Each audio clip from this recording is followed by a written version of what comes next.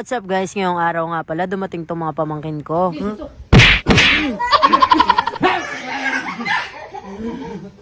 So ngayong araw nga pala guys, dumating tong mga pamangkin ko galing Tarlac. Dito nga pala sila magpapasko guys, pati yung mga iba kong kapatid. Masaya nga pala talaga ako guys pag nandito yung mga pamangkin ko kasi nga may napagtitripan ako katulad neto ni Andy.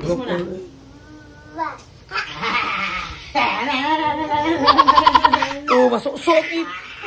Nakakagigil naman kasi talaga guys tong batang to. Tignan nyo naman kung gaano yung ka-cute. Ito nga palang kapatid niya si Marco. Matilok talaga to. Tignan mo, gusto suntukan. Lala.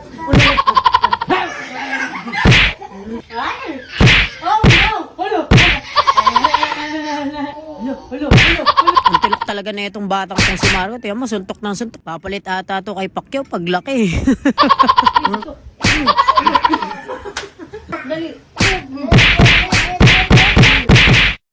Gigil na gigil si Marco, samantalang ito si Andy, tamang pa-cute. Putik mananampal din. Kala ko mabait mananampal din pala. Maya nga naisipan namin pumunta ng Baclaran para mahirapan. Saan punta boy?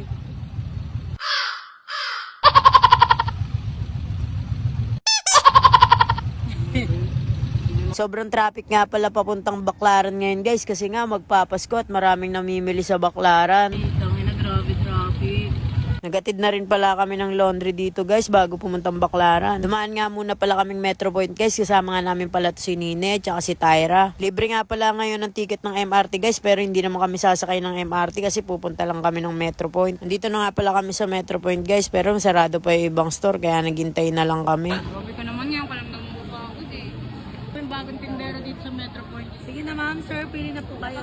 Ma'am, may 50 na lang. kaya pala walang bumibili. May nuno sa puno. Sobrang tilok talaga nito ni Marco guys. Grabe, sumakit talaga yung ulo ko dito kasi nagkukulit sobra-sobra. Gusto pa gumapang sa saig ng Metro Point. Aray ko.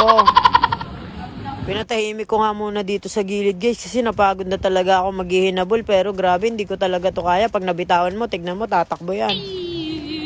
Delikado talaga yung mga gantong bata guys, kaya kailangan alerto ka kasi pag nabitawan mo baka mawala, yari tayo, mahirap gumawa. Nagpalit nga muna kami ng karga ng ate ko kasi hindi ko talaga kaya si Marco, sobrang kulit nga pala talaga ni Marco. Hindi pa to si Andy, napakatahimik lang. Ako'y tahimik lang sa umpisa.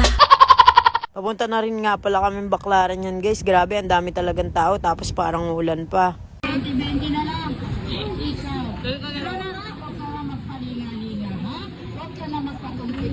Maganda talaga mamili sa Baclaran guys, lalo na kapag Pasko kasi maraming mura at magandang mabibili.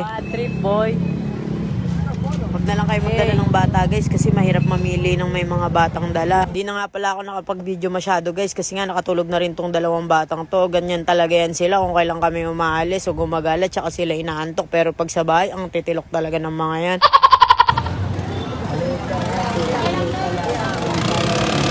Uwi na nga rin pala kami niyan guys, pero wala kami masakyan na e-bike, nakasya kami lahat. Kaya doon na lang pala kami sasakay sa may tricyclean sa may rotonda.